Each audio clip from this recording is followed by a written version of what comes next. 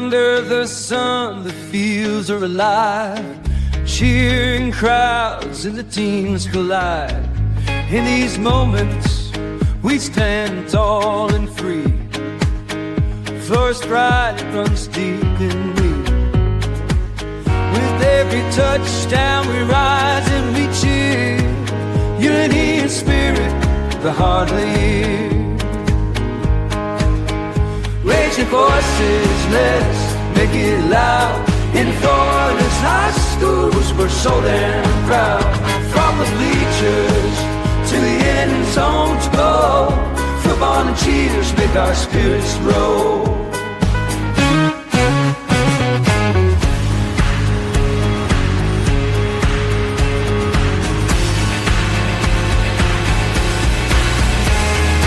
Girls in the game, they're fierce and bright.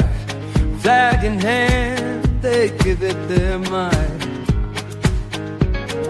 From every town they bring their dreams. On this field of gold, nothing's as it seems.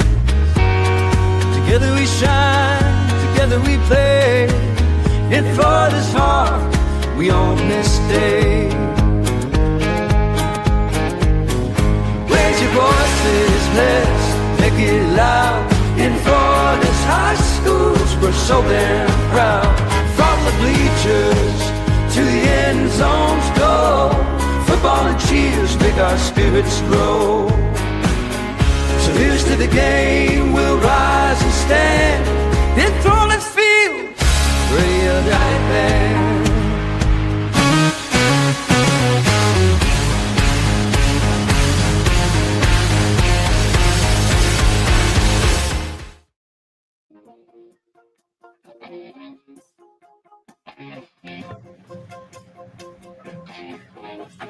All right, welcome to another edition of the Tampa Bay edition of the Blitz here on FloridaHSFootball.com. And yes, welcome to Tampa Bay, where it is the home of the two-time Super Bowl champion Tampa Bay Buccaneers, who basically right now own a number one looking seed for the NFC playoffs, basically. Who had Tampa Bay sitting there potentially as a one seed. I did not. I don't think anybody did. I don't even think Tampa Bay's own fans had a number one seed, a potential one seed. But here we are, and the NFL season is already wacky as it is already 6 weeks in. Yeah, and I think Tampa Bay is the favorite to win that division too. So. Yep. We'll see. And we'll talk about I'll talk about my Jaguars tomorrow night. But anyways, this is high school football, and Emory says Baker is bacon. that deserves a round of applause. Yeah, and as far as you guys are concerned, Baker Mayfield, I got to see him play high school football. So. Yeah, there you go. There you and go. I've talked to Baker Mayfield before. So no, we appreciate everybody joining us here on the Tampa Bay edition of the Blitz, and we're definitely enjoying being able to bring these shows to you each and every week. And as we get ready to roll into here in the Blitz Lines, Chris, real quick, I was thinking about this as we'll go in the holidays. It potentially is pulling and doing instead of doing our normal shows during when we're on the holiday break after Christmas, when Christmas and New Year's happens, would probably be a couple weeks, is pull some of our best interviews we've done over the course of this season and pull them and kind of do like a best all show, just to kind of give you all some stuff during the holidays, but then we come back and we do our normal slate of shows. How that's going to work, I don't know yet with terms of flag football, because some of those shows may end up having to be recorded because flag football games also are played Monday through Saturday, not so much like football where it's more of a Thursday, Friday, partially Saturday affair. So, But with that said,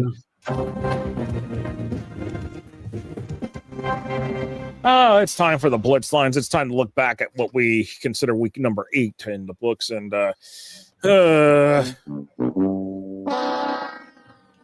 well, we blew this one on Land O'Lakes, Sun Lake. I might as well just say, hey, do I really know anything about football? Yeah. There you go. yeah. Yeah, we blew Tampa Bay bad last week.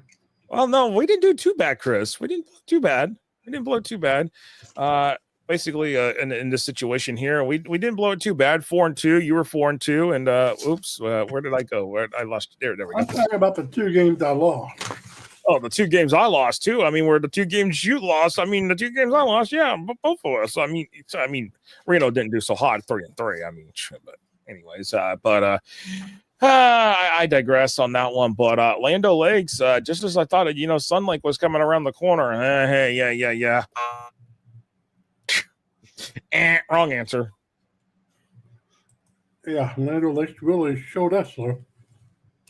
Yep, they Lando Lakes said, yeah, well, we're gonna take a look at this, and yeah, it was 27-7. Yeah, to Lando Lakes rolls over Sun Lake on that one, and then that's all she wrote there on that one. Golf at Countryside, and Reno picked Countryside, and yeah, that didn't go over so well there on that one, and for Reno, but for us, me and you, Chris, picking on that game, it looked it was 35-14. Golf goes by Countryside, and Countryside has seen some improvements this year, but they're not there just yet.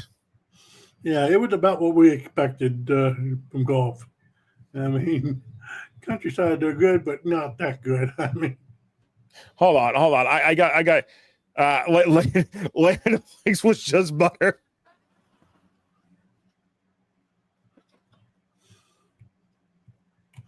Okay. That deserved the laugh track.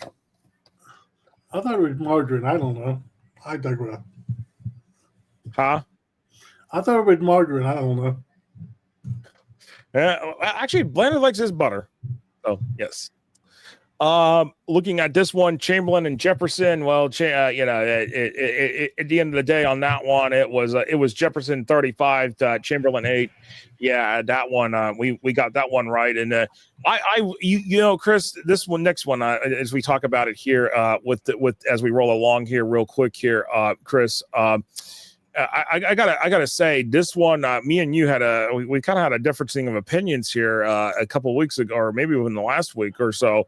It was about Crest and Plant City. You thought Strawberry Crest should be in the mix here in terms of the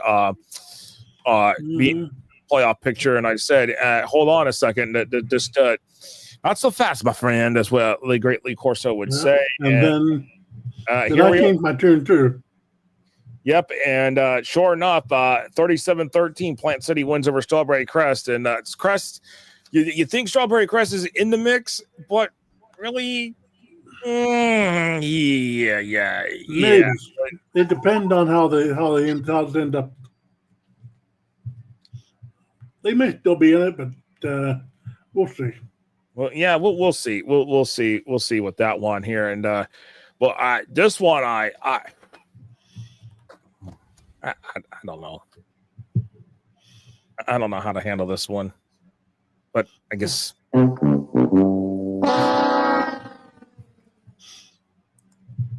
It was Clearwater a lot and River Ridge. Forget it. What do I know about football? What do I know, ladies and gentlemen, about football? Just when maybe we're a bad omen. We had River Ridge coach on 2 weeks ago, and maybe we cost them a losing streak. I didn't see this one coming either. Nope, and nope. Nope, and nope. Yeah. The Tornadoes winning 46-7 over River Ridge, and man, I tell you what, I think Clearwater is watching this joke. I think so too, because they took River Ridge to the woodshed and did some, and then Jones in Lake Wales. Well, hey, congratulations. Yeah, we provided Clearwater with some pretty good bulletin board material. Yeah. So, yep. And Clearwater, and then Jones beats Lake Wales. No issue there. So Jones won in that district there, and Lake Wales is now looking at it a large spot. Yeah, and that's about what we expected. So, yeah, both teams will be in the playoff, but no matter where Lake Wales will fall. Yep. But that is a look back at the Blitz Lines for week number 8. And boy.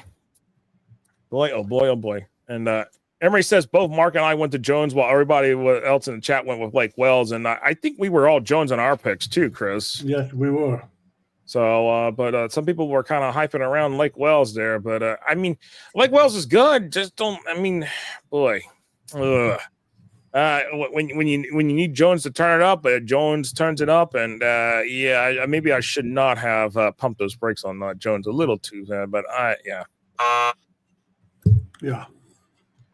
So, anyways, should have Coach coming on here in a couple more minutes here, and let me make sure that we got it. But boy, it's hard to believe.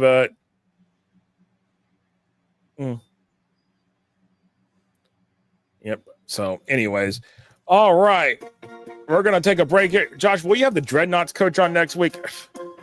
If I can actually get a correct phone number for Coach Frazier, that's my problem. No, you could always call the school. I mean, I could try to call the school and as well, but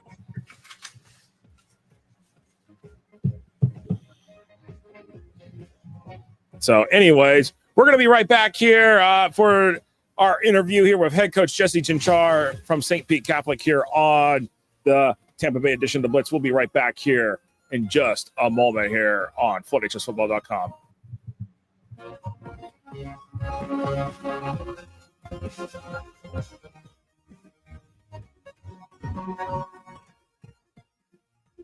I've been thinking about this for a long time. I thought if that's out there, I want to make sure I see it and I get involved in it, because to me, this was music to my ears. I was blown away. When you look at today's kid, the millennium kid, they learn by being able to see it. If I can see it, there's a great chance that I can do it. The First Down Playbook is a tool that can essentially change the way we teach the game. Box Out gives you the ability to create graphics at the speed of sports to highlight your athletic department, teams, and student athletes in seconds. Used and trusted by Notre Dame, Ohio State, UConn, Marquette, Georgetown, and many more of the top college brands in the country. If you want your school's brand to stand out through all the clutter, start your free demo at boxoutsports.com. High school sports fans, follow your team live with a free ScoreStream mobile app. Download ScoreStream to get real-time scores, photos, and awesome video. Plus, follow your favorite teams and friends. Get real-time high school sports from ScoreStream. Get ready for the 2026 Coach of the Year Clinics. This February and March, see top collegiate coaches, learn from the best, and take your program to the next level. Don't miss America's most respected coaching clinics.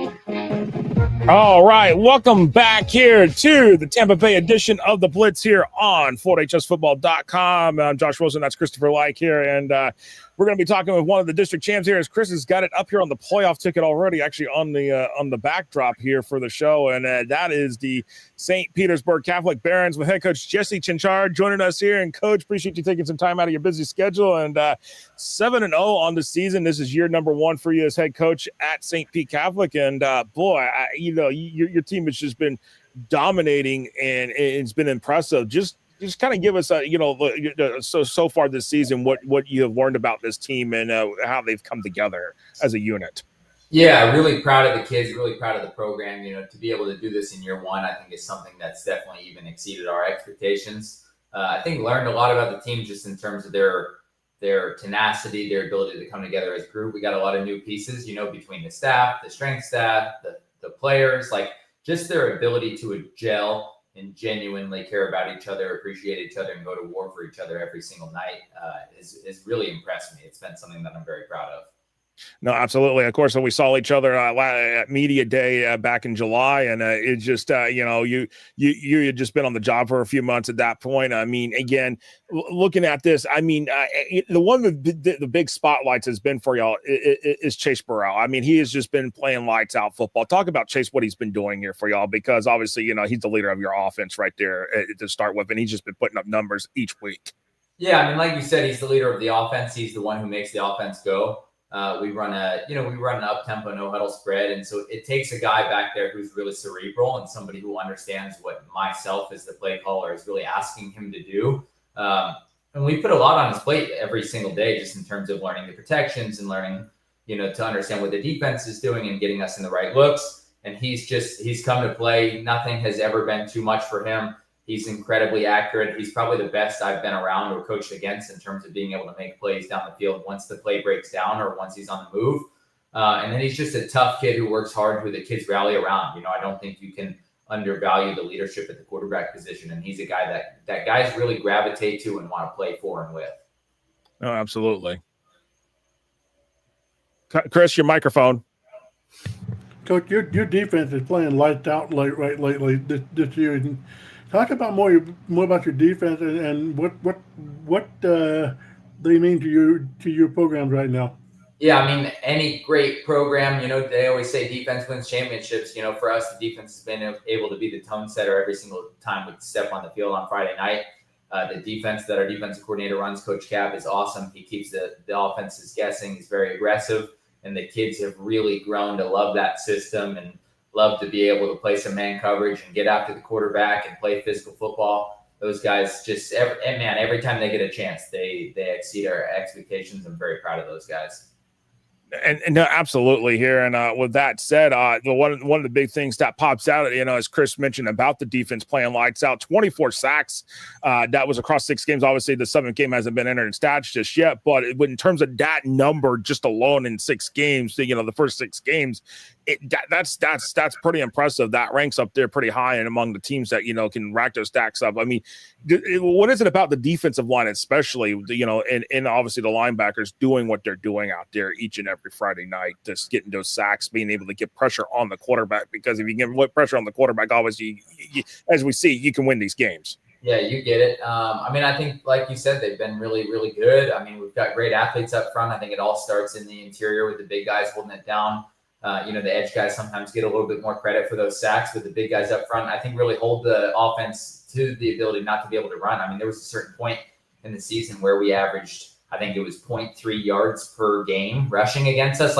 So now you're talking about guys dropping back to pass every single play. And, as much as you've been around football, if we know that you're going to pass, we're going to get after the quarterback. And so then some of those edge guys and some of the interior pass rushers have been able to tee off on quarterbacks. I mean, we have Colton Shaw, who's a big-time edge rusher. We got Devion Frazier rushing from the inside, and then we got a slew of guys coming off the other edge that have just done a phenomenal job.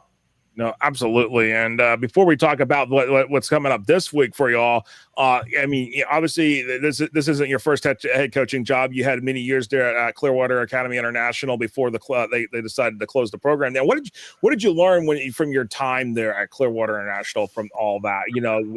Building a program there, and now translating that to here to a program that obviously when you were at Clearwater International that was y'all weren't in the FHA, but here you're in the FHA. So I mean, what are the I guess I should say what is similar and then what's different for you in this situation? I mean, just to answer the first part in terms of what I learned, I would say just in terms of how to build a program, right? Like we did a lot at Clearwater Academy with not very much, and I think that's what I was most proud of. Like people don't realize because we got pretty good that people didn't realize we didn't have a practice field, we didn't have a weight room, we didn't have a stadium. Like we had to outsource for all those things, right? So I learned how to do it with nothing, right? So I learned how under the craziest circumstances, how to make it about the kids and how to really develop kids and teach kids and bring the group together and build that culture and do all the other things. And just be able to do it, like I said, under extenuating circumstances where we didn't have much going for us outside of just really talented players. So now going into a new program where we're established. We've got a beautiful facility. We've got $1 million locker room. We've got a practice field. We've got a stadium.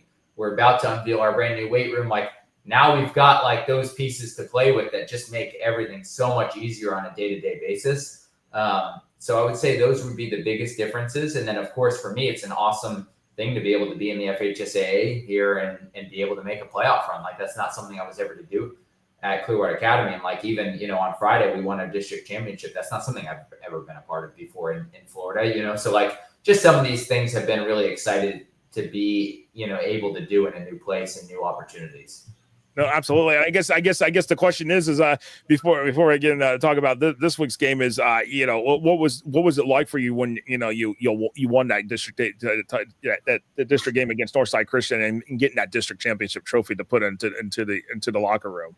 Oh, it's awesome. They hadn't done it in so long. Like, this school is an amazing school, an amazing administration, and we just wanted to be able to give them a football program that could kind of match what was already there academically and spiritually and all of those facets of the school. And so I think like that moment on Friday is like, okay, we've arrived. We've started to be able to build a program that everybody can be proud of. And I think putting a district championship trophy out there for the program is something that they can kind of hang their hat on and be proud of, but I'd say even more than that, going to Northside, beat them for the first time in 4 years. Like, it's something that these kids, like, you could see it on their face when it was time to play Northside this week, how much it meant to them. So just to be able to see that moment for them and be able to take the final field as victors was something that was really special for the team and for the school and our community. No, absolutely here. And, coming up this week, Coach, it's Out of Door Academy coming in, and they're over there in the SSAA, but they've got a 7-1 record coming into this game, so they're a nifty little bunch over there coming out of there from down just south of y'all.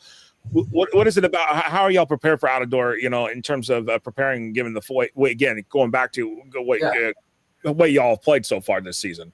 Yeah, we're preparing for them just like we do every week. You know what I mean? Every Friday night is an opportunity to play our best version of our football. Like, we don't want to peak in week 7 or week 8 or week 9. We want to peak in the playoffs, right? So every week is an opportunity for us to get a step closer to that.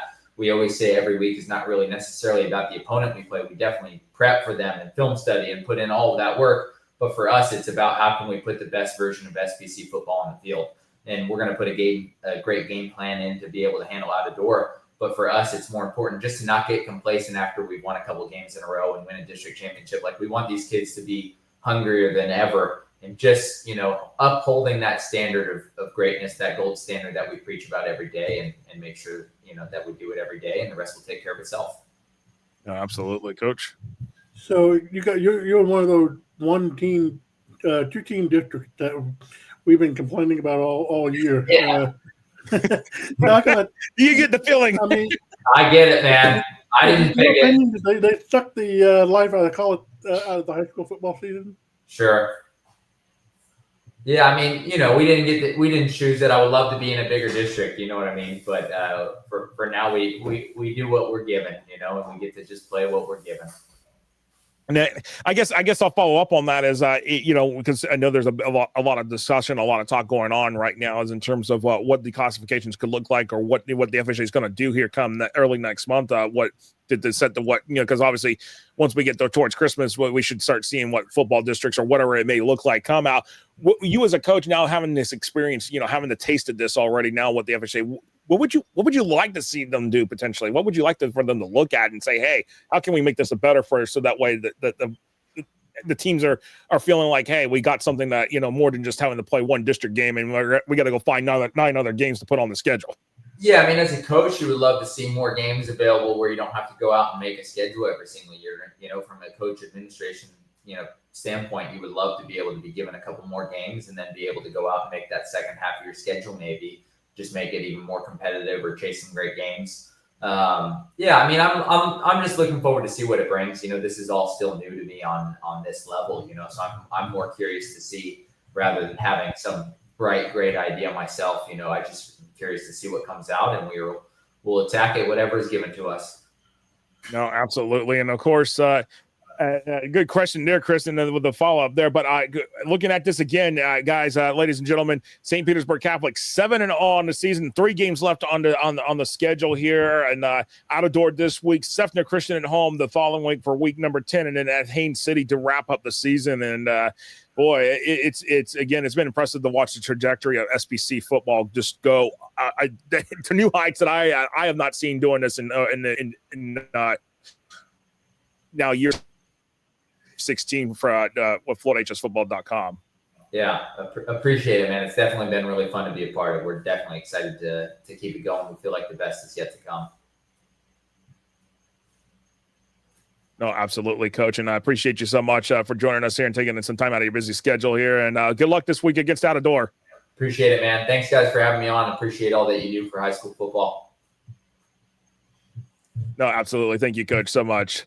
Wow, St. Petersburg Catholic, Chris, they've just been on a roll this year, and again, the amount of points they have given up here, I mean, it's impressive. They've only given up 27 points across 7 games, 363 scored. It is definitely really, really fun and interesting as we look at it here. And I see someone saying hello to me, and I'm not exactly. That might be Charles Jackson here. Hey, if that's Charles, I think because they've changed some things here on with the usernames. Yeah, but St. Petersburg Catholic. I expect them to do some serious damage in the 1A playoffs this year. No, especially in Region 3. I mean, the biggest challenger will be Cardinal Newman, Chris. Yeah. So you're looking at a team that. You're looking at a team that could possibly be right there in the mix for the title picture. No, absolutely. I'm sorry, Charles. It's Charles Bell. Hey, good to see you here. So, yeah, it's Chris. These usernames, it's throwing me off tonight. Yeah. It's a YouTube thing. I don't know why. I mean, absolutely here and but everything. But again, I hope to see St. Pete Catholic see what they do here. And again, I appreciate Coach Chinchar joining us here on the show here and being able to talk about St. Pete Catholic and just being able to talk about year number 1 under his leadership. And again, here it's also great to hear what you learned from being at Clearwater Academy International and how he was able to bring that here to SPC. Yeah, he's done a pretty good job at St. Pete Classic, and we'll see what they do. We'll see what they do in the next few games. So they still got 3 games on the schedule with Sefner Christian and Haines City as well. So not over yet. They still got a long way to go. No, absolutely. And Charles, I see that Lakeland Dreadnoughts getting another district championship. They're situated as well. And then Billy Rayberg, Bradford. We'll talk Bradford tomorrow night on our North Central Florida edition of the Blitz at 9:00. So we'll talk about them tomorrow night. This is the Tampa Bay edition of the Blitz, focusing from Citrus County down to Hillsborough, Pinellas, and right over east over on I-4 to Polk County. And that's our focus on Tampa Bay here. And again, that's how we do it each and every week. And Chris, coming up, we got the pick 6 for week number 9 coming up here. It's going to be fun to see what we're going to have on our pick 6 because there's definitely some interesting games and games that are going to decide some playoff fates for a lot of teams, I think. Oh, yeah. We got some of those games are going to be very interesting. Yeah. I'll address Mark Cannon's comment on the other side. We'll be right back here on FloatHSFootball.com and the FloatHSFootball.com social media channels here right after this. I've been thinking about this for a long time. I thought if that's out there, I want to make sure I see it and I get involved in it because to me, this was music to my ears. I was blown away. When you look at today's kid, the millennium kid, they learn by being able to see it. If I can see it, there's a great chance that I can do it. The First Down Playbook is a tool that can essentially change the way we teach the game. Box Out gives you the ability to create graphics at the speed of sports to highlight your athletic department, teams, and student athletes in seconds. Used and trusted by Notre Dame, Ohio State, UConn, Marquette, Georgetown, and many more of the top college brands in the country. If you want your school's brand to stand out through all the clutter, Start your free demo at boxoutsports.com. High school sports fans, follow your team live with a free ScoreStream mobile app. Download ScoreStream to get real-time scores, photos, and awesome video. Plus, follow your favorite teams and friends. Get real-time high school sports from ScoreStream. Get ready for the 2026 Coach of the Year Clinics. This February and March, see top collegiate coaches, learn from the best, and take your program to the next level. Don't miss America's most respected coaching clinics.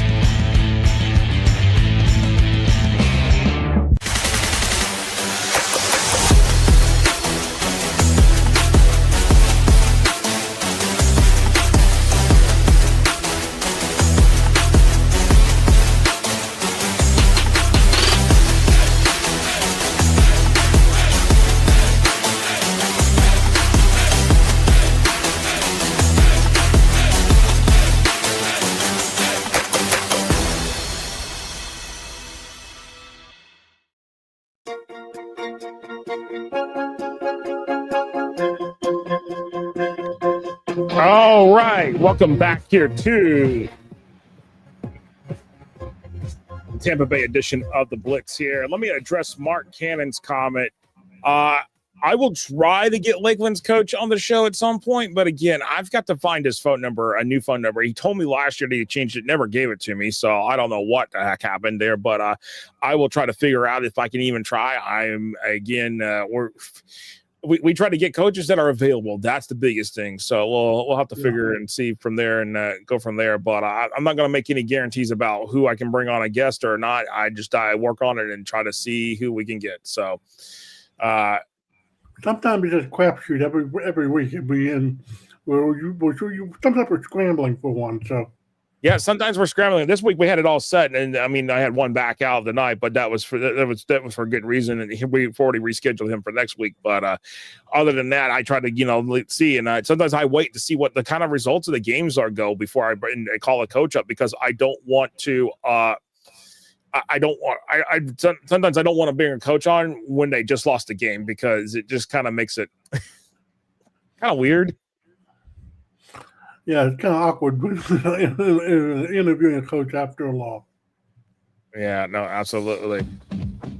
Well, guess what time it is? It is time for the Pick Six for week number 9, and let's roll with it, Chris. Here, our first game up is, well, Mark Cannon's favorite team, the Sarasota Sailors, against Winter Haven. Sarasota 4-3, Winter Haven 5-2. I'll tell you this right now: Sarasota needs this game more than Winter Haven needs it. Winter Haven's going to be in the playoffs because they're going to win that district if they haven't already clinched it, I think. Sarasota needs it. Yeah, I think Winter Haven's still going to roll pretty easily, so Sarasota's got a lot to prove on this game. Yeah, so I'm going with Winter Haven. Sorry, Mark. I'm sorry, Mark. I'm sorry, but give me Winter Haven on this one, and Reno is going Winter Haven as well. All right, so next up is in this one. Oh, I haven't seen Mark Cannon's pick come in yet. Is Mark Cannon still even on, or did I see that? Yeah, I see it. I did see it. Now it popped up so quickly. There we go.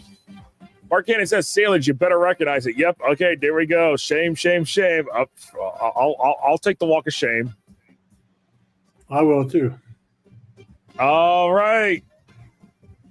Here we go. Lando Lakes 4-3. Nature Coast 7-1. Nature Coast a 16-point favorite over Lando Lakes. Win probability 92%. Nature Coast has been coasting through the entire season, and I think that's no reason to see that's not going to continue. So give me Nature Coast. Yeah, I'm going to roll with the Coast, baby, on this one. I'm going Nature Coast, and Reno is taking Nature Coast for the win as well.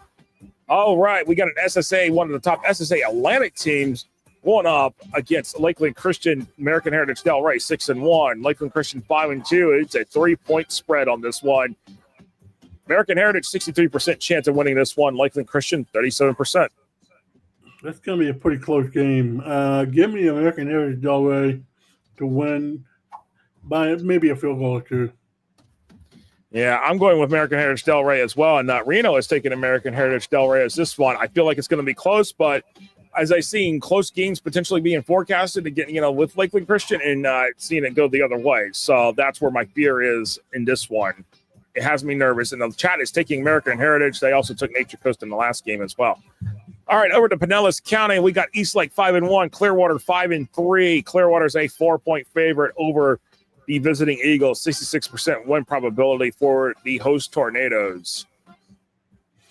I'm not so sold on Clearwater winning this thing right now, but give me Eastlake to pull off the win over Clearwater.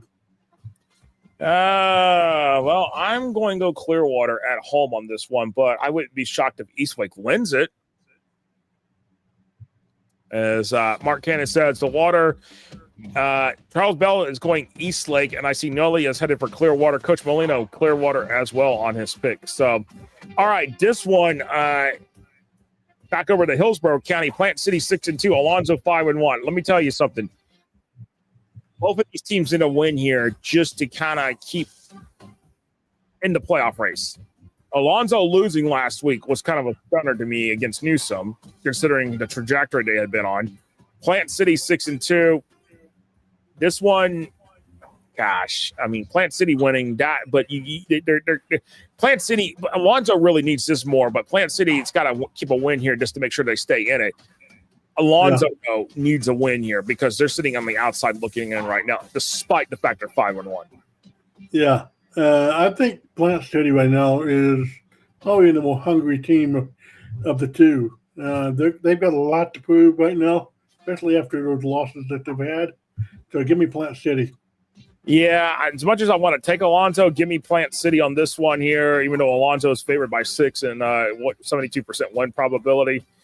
This one's tough to go against the computer, but I'm going against the computer here on this one. Give me Plant City.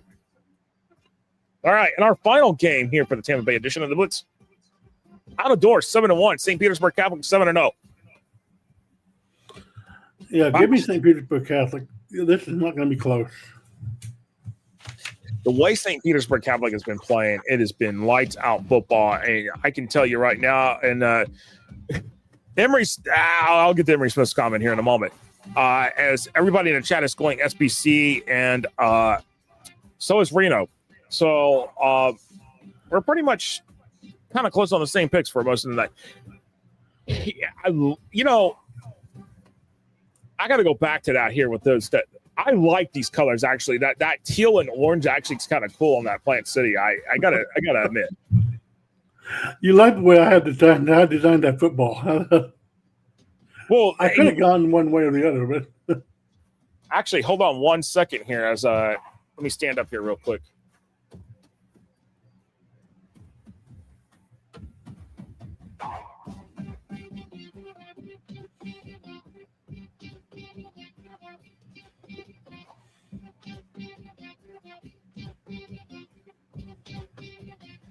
Helmet pick. Yep. Plant City. Yeah, like I said, I could have gone the opposite way with those colors, but I felt like the teal was a much better match for those. Of course, Mark Cannon says he has no comment. Of course. When is Reno going to be on the show? I don't know. I can't put it on. It doesn't fit my head. I mean, I could try, but I mean, yeah, it doesn't fit my head. See, yeah, it wouldn't even fit my head. Yeah. So. Some helmets will not fit those. Nope. Of course, Emery said he was going to bet all those Plant City strawberries. I bet all the strawberries in Plant City. Oh, boy. That is the pick 6 for week number 9 here on the show here. And Chris, again, week 9, it's either do or die for a lot of teams. Yeah, do or die on a lot of teams are in a must-win situation, especially Plant City and Alonzo right now. So that's gonna be a telltale sign right there. Yeah, no, absolutely. When is Reno going to be on the show? Well, Reno has a very, very busy work schedule as a co-owner of a tech company, which you see their logo sponsoring, which they got to get in and do some stuff for me here soon. So, yeah. And full disclosure, I might not be here next week. So, yeah, I may be flying solo next week or for the next couple weeks there, but we'll figure it out. We'll know more as we get closer to that. But anyways, that is it. We've done 5 shows. We have 4 more tomorrow night, starting at 7:30 with Central Florida, and then at 8:15 we'll have Northeast Florida. So coming up tomorrow night on our shows here, as I go into my nice trusty little planner here tomorrow night on the Central Florida Blitz, we'll have Mike Lucio from WNCF out of Palm Coast to talk about some of the teams there along Flagler County and Volusia County. Northeast Florida at 8:15 we'll have Kyle Daughtery from the head football coach at Yulee joining us at 8:15. At 9 o'clock for the North Central Florida edition of the Blitz, we'll have head coach Jamie Rogers from Bradford joining us. And then at 9:45, 8:45 Central, Brad Wagner, the head football coach at Bluntstown, will join us. So that is a look at what our Blitz shows are for tomorrow, starting at 7:30. Appreciate everybody joining us here. Chris, any final thoughts as we wrap this up for tonight? I'm looking forward to seeing how these teams end up this week. No, absolutely here.